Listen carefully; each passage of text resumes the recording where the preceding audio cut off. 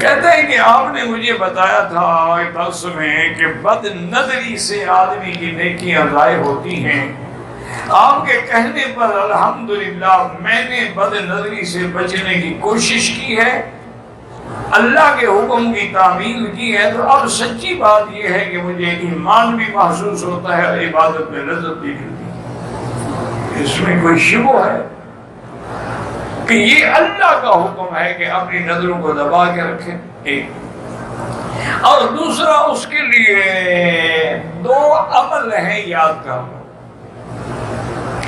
ایک تو ہر نماز کے بعد 7 دفعہ لا حول ولا قوت الا باللہ العلی العظیم. یا اللہ تیری قوت، تیری توفیق، تیری طاقت کے بغیر میں تو گناہ سے نہیں بچ سکتا. یہ 7 دفعہ ہر نماز کے بعد پڑھ لی اگر اسی نیت سے یا اللہ مجھے گناہوں سے اور بد نظری سے بچا. اور دوسرا بزرگوں نے لکھا ہے کہ چلتے پھرتے جب بھی یاد آئے تو آمنت باللہ ورسلہ، آمنت باللہ ورسلہ، آمنت باللہ ورسلہ یہ پڑھا کریں تو انشاءاللہ بد نظری سے آپ بچ جائیں گے.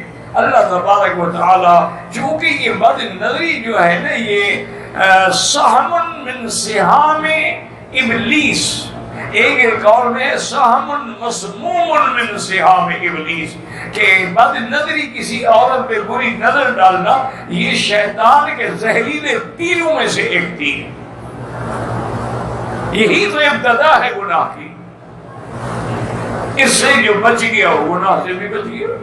ایک اصولی سی بات، کیونکہ عرب کے اندر ایک محاورہ ہے کہ اولاً النظر تو پہلے آدمی دیکھتا ہے، ثم الخطر تو پھر دل میں خیال پیدا ہوتا ہے کہ یار لڑکی بڑی خوبصورت ہے.